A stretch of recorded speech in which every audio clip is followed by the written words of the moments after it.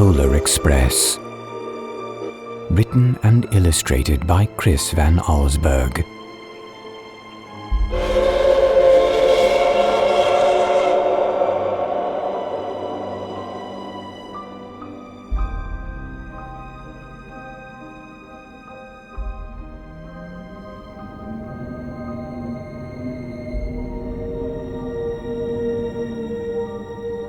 On Christmas Eve, many years ago, I lay quietly in my bed. I did not rustle the sheets. I breathed slowly and silently. I was listening for a sound a friend had told me I'd never hear. The ringing bells of Santa's sleigh. "There's no Santa," my friend insisted. But I knew he was wrong. Late that night, I did hear the sounds, though not of ringing bells. From outside came the sounds of hissing steam and squeaking metal. I looked through my window and saw a train standing perfectly still in front of my house. It was wrapped in an apron of steam. Snowflakes fell lightly around it. A conductor stood at the open door of one of the cars. He took a large pocket watch from his vest, then looked up at my window. I put on my slippers and robe. I tiptoed downstairs and out the door.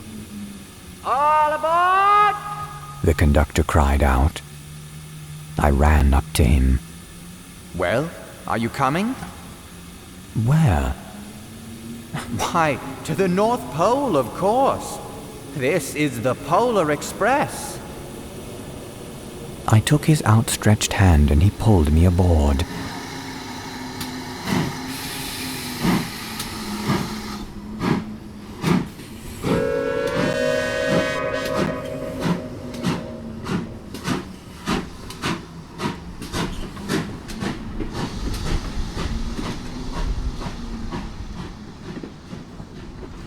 The train was filled with other children, all in their pajamas and nightgowns.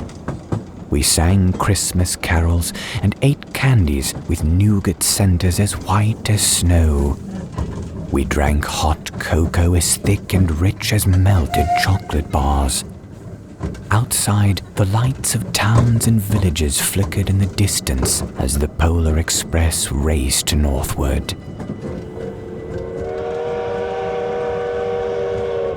Soon there were no more lights to be seen.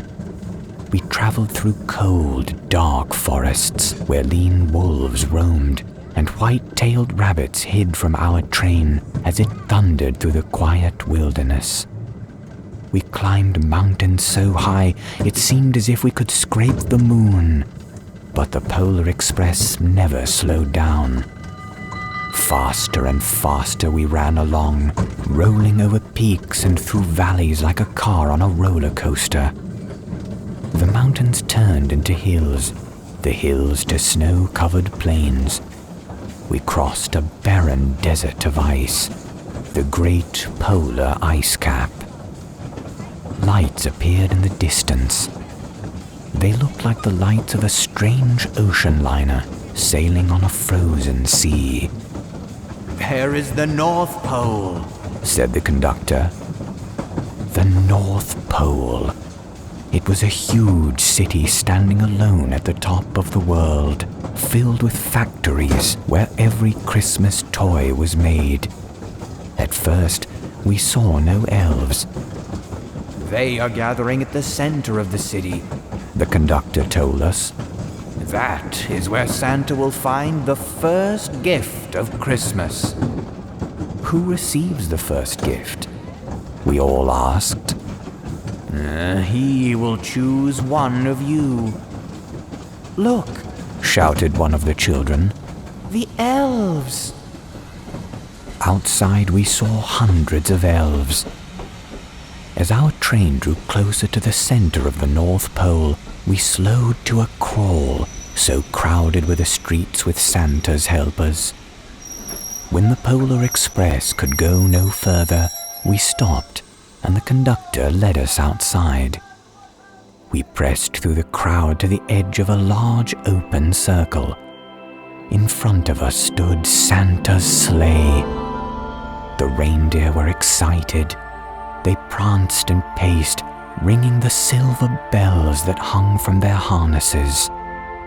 It was a magical sound, like nothing I'd ever heard. Across the circle, the elves moved apart, and Santa appeared. The elves cheered wildly. He marched over to us, and pointing to me, said, "Let's have this fellow here." He jumped into his sleigh. The conductor handed me up. I sat on Santa's knee, and he asked, "Now, what would you like for Christmas?" I knew that I could have any gift I could imagine, but the thing I wanted most for Christmas was not inside Santa's giant bag. What I wanted more than anything was one silver bell from Santa's sleigh. When I asked, Santa smiled.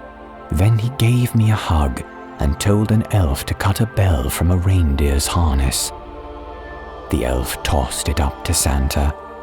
He stood, holding the bell high above him, and called out, "The first gift of Christmas!"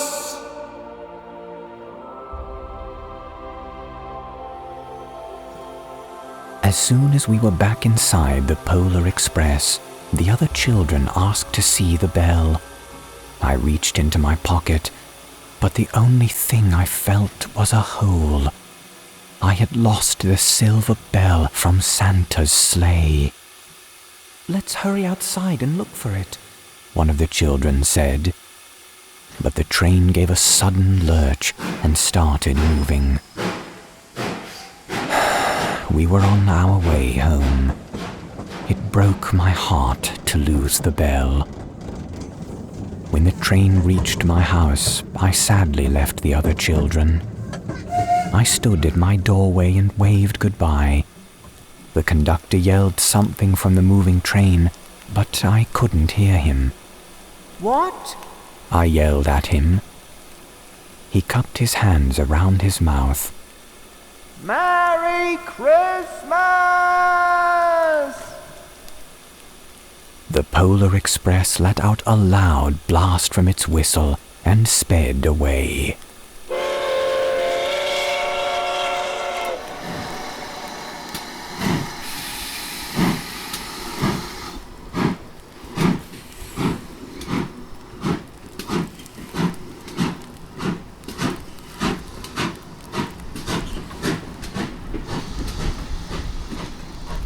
On Christmas morning, my little sister Sarah and I opened our presents. When it looked as if everything had been unwrapped, Sarah found one last small box behind the tree. It had my name on it.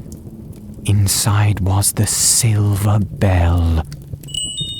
There was a note also. "Found this on the seat of my sleigh. Fix that hole in your pocket. Mr. C." I shook the bell.